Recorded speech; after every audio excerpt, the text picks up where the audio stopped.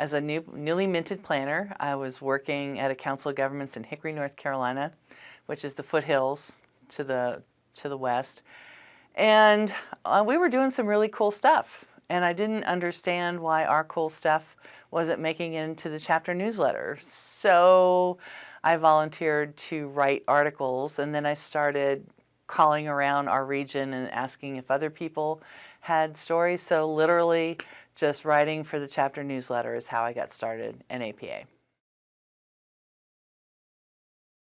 You know, since I had been in leadership before and been in national leadership and the president of AICP, I really thought long and hard about why should I do this? And there's a couple of reasons.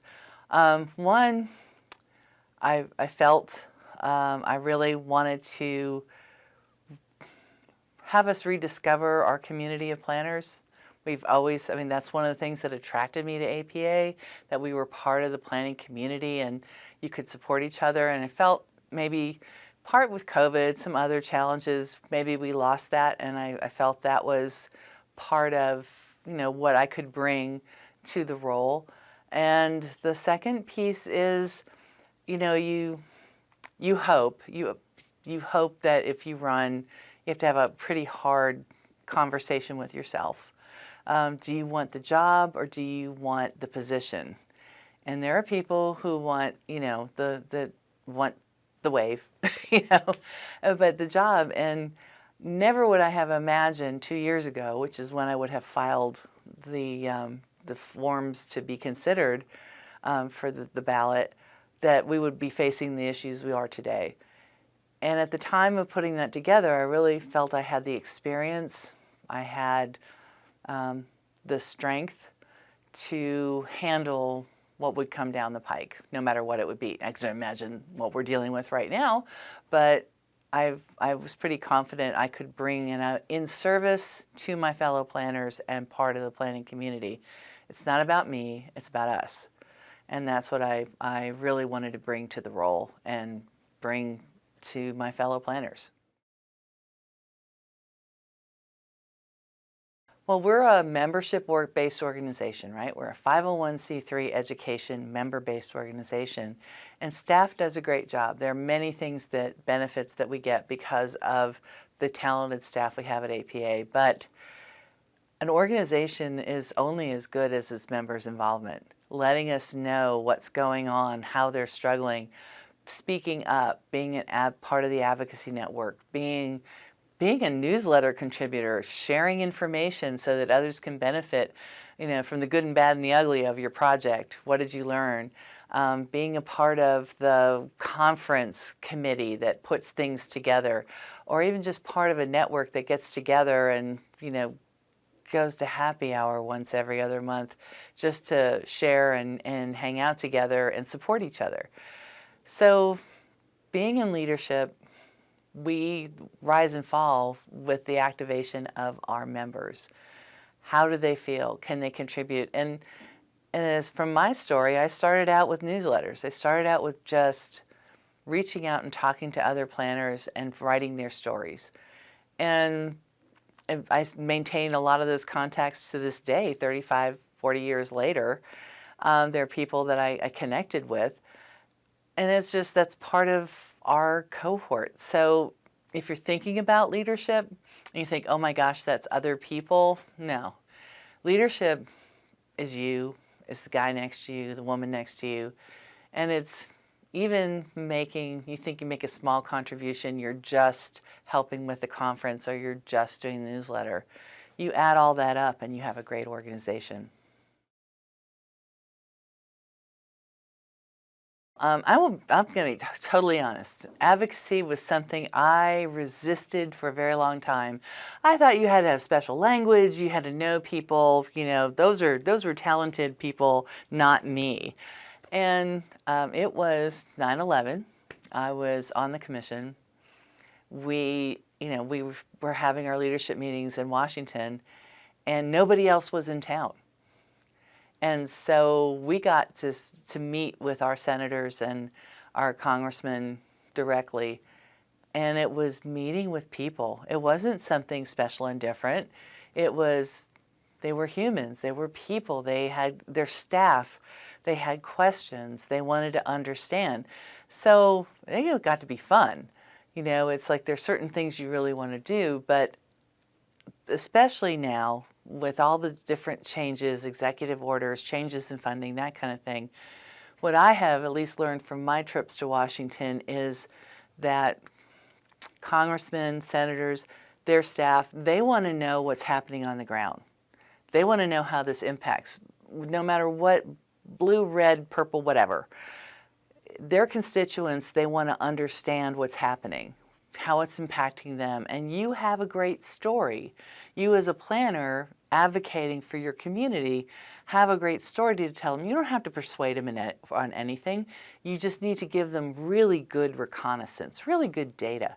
And they appreciate it. I was really surprised on a trip I had a couple weeks ago and sitting with some congressional staffers, and their questions were, it was about housing. They wanted to understand more about the housing crisis in my area. And it was, they all had stories of their own. They either couldn't get housing, they couldn't find an affordable place to live, or they've had to triple up to live in DC or back home in North Carolina. Or they had a family member that has been trying to get a house for 18 months, and they all had, and so you can make that connection between their experience and what some of the planning solutions, some of the recommendations are that how we can change this together. And it's not like the movies in terms of lobbyists and other things, but giving real information, and even at your state house, same thing. And what does this mean? What's happening? Because in the end of the day, people do serve their constituents, and they want to get reelected, if you put a finer point on it. But again, I found out if we kind of take the layers out of what you're talking about or talking to, you're talking to people, and you actually have the same interest. What is the good of your community? They have the same interest. They might come at a different angle, but connect on that. And we have powerful data, powerful stories, powerful recommendations that we can make a difference with those connections to the legislature. Well, I'm one of those accidental planners. If I go really far back, initially, I wanted to be a social worker. My advisor was like, no. But then I was I'm a child of the 60s and 70s, so the ecology movement, the first Earth Day, I wanted to be part of those people that saved the world. So geology, this is great, loved outdoors. Except, I went to the University of Pittsburgh. So a semester includes geology, chemistry, physics, calculus, and then English. And it was like, thank God for geology and English, or I would have flunked out. And so I stumbled around and I found geography. Geo, hey, Earth, this is great. And there was a lot of environmental geography at the time, a lot of those classes. But I also lived in Pittsburgh. The University of Pittsburgh is in the city. It's in a fabulous industrial city that is just fantastic. And I took an urban geography class. I'm like, this is cool. He's like, who knew? City is an urban organism. Who knew that? I was just fascinated, and I kept a dual track with urban studies and geography, still thinking I was going to go into environmental geography, but politics changed, funding levels changed. I got to graduate school at UNC Charlotte in geography. My advisor had been a city planner before he got his PhD, so I had to take his class. It was like, yes, you're taking Owen's class. And again, just built skill sets. Got my first job at that Council of Governments in Hickory, and I thought, well, I'll just hang out here until the whole, the economy changes and that kind of stuff. And somehow, in the course of doing my job, I fell in love, and I fell in love with this profession.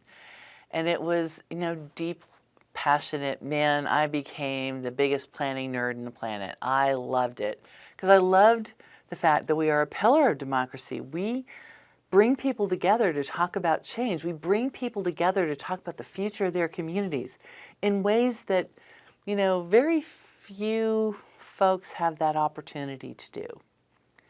So just the more I fell in love, the more I wanted to learn more and do continuing education and take courses. And I just got involved in APA, and part of that is you get exposed to different people doing different projects. And I just, I found a vocation. I'm really lucky.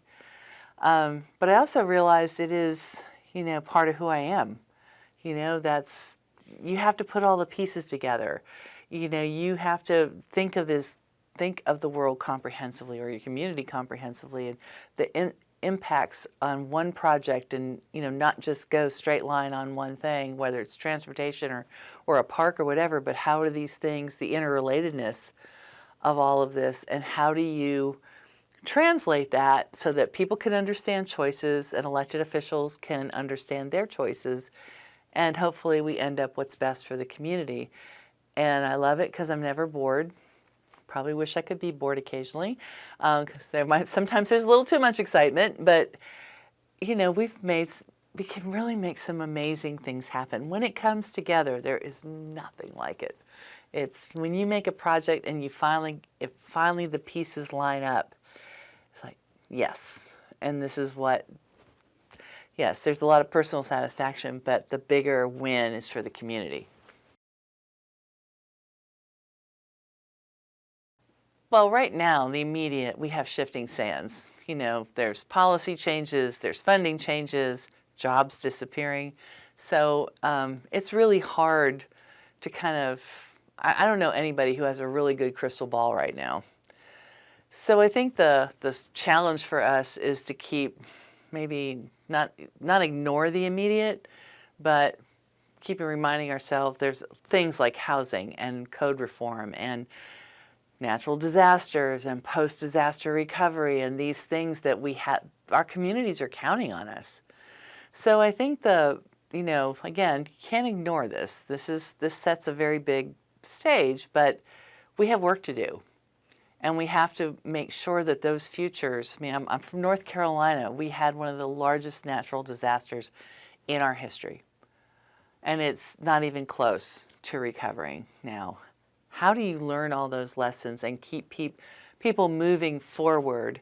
And, there's just a report the other week on follow-up in the foothills and people giving up hope and people not, then there's others that are, what do we do now? Is there a way we can shift to what we're looking for in our local economy? That's all planning. Keeping hope alive for our communities, helping people pivot and shift when the universe has literally washed out underneath them or burned down, or in Lahaina or Los Angeles. Those are the things we have to be working towards, communicating, keeping the data and the stories alive so that our legislators understand the impacts that our communities are still feeling. And then what lessons do we learn to help keep our communities resilient? Because the flash flood can happen anywhere. And what are those things that you need to be prepared for or help your community be prepared for or resilient? So I think in terms of skills and the immediate is not to get swallowed up in, it's kind of scary, won't lie, but then also really digging into the future look, that projection and that vision. I think other skills, we always have to sharpen what we're doing. I'll confess, I've been a little slow on the AI side. I've been like, I have a little control issues. I want to make sure, but it's not replacing as I learn more and more about what we can do with it, but also being really good. It's not the fancy skills so much. Our communication skills have got to be spot on. People have to understand what we're talking about and why they should care and why we're caring. And being able to write that, blog that, web page that, speak that. in a way that people will sit up and notice and give a darn about.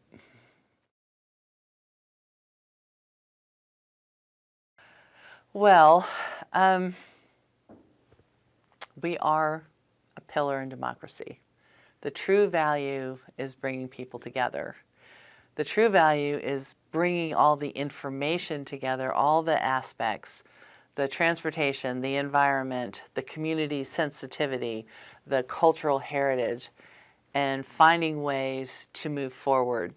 What's the best way? And so the value is also trying to prevent negative from happening.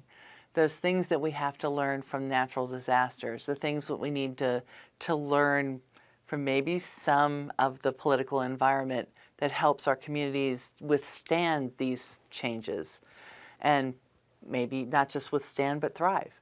So we are uniquely positioned in that realm to look at all these different types of information out there and make it work for our community.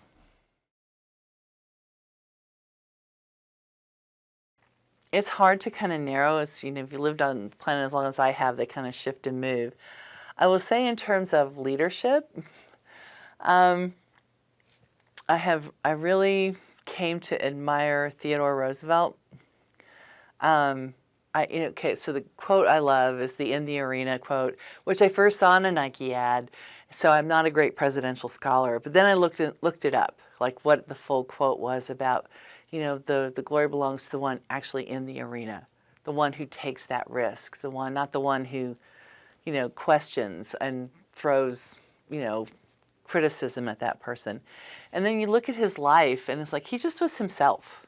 And he was born of privilege, but he also suffered great personal tragedy, great political tragedy. And he had this ethic, this greatness that he believed this country could be, but how individuals could contribute to make that happen. So, that's kind of that quote is my bellwether. That is what I like. I am a huge sports fan, grew up with 3 older brothers, lots of cousins, so there are lots of folks from sports. Believe it or not, my first sports hero was Pete Maravich. Pistol Pete, but what I love is this guy was also authentically himself. Yes, he was Pistol Pete because he could shoot like crazy, but he was known for dribbling. I mean, who makes a name dribbling? The most basic form of what you do with a basketball. And it was brilliant and it was magic. And he made others better. And I just, as a kid, I just was fascinated.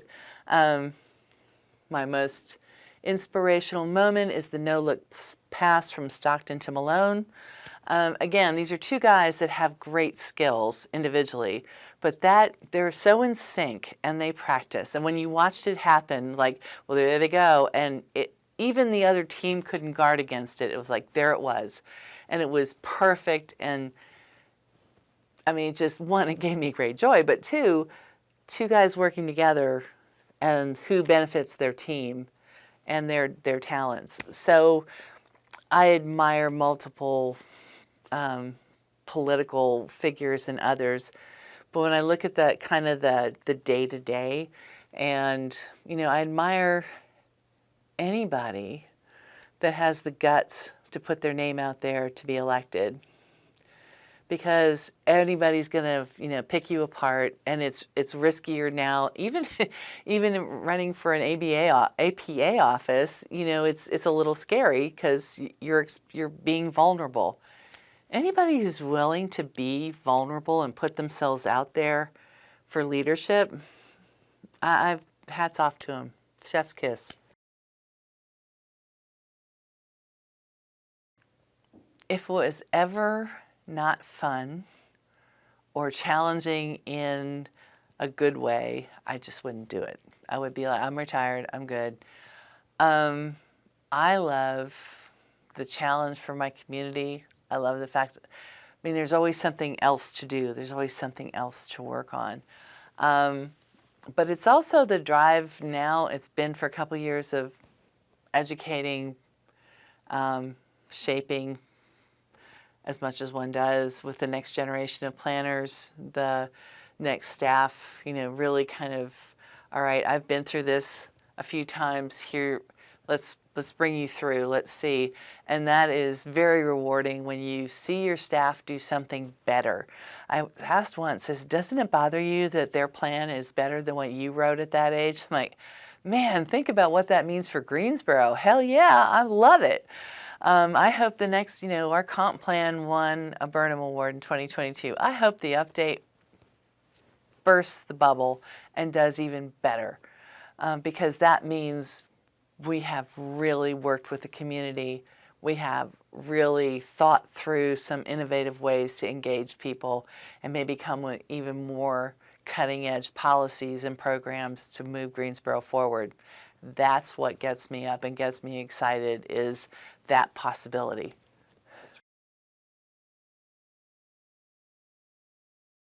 Every time I meet young people in the profession, whether it was at the national conference or when I was doing a site visit with PAB, I just like the enthusiasm, the interest, the taking it to a different level, the fact that we continuously evolve, accelerate, make better. I mean, it just, I can't wait to see what the next generation does with this place.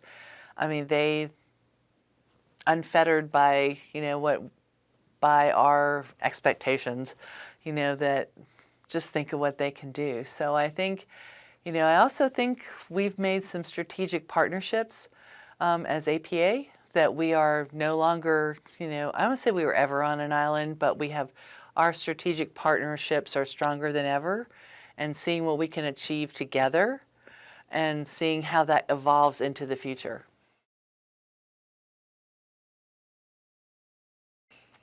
Well, if I could have any superpower, I would pick healing. Part of when I deal with communities, part of when I deal with staff, part of when I deal with some of my fellow planners in different situations, we have a lot of brokenness. We have a lot of terrible experiences, unfulfilled promises, and just hurts, and they form and they influence our ability to move forward. And I would want to, if I could, heal those hurts so they could help influence, but propel us more towards action.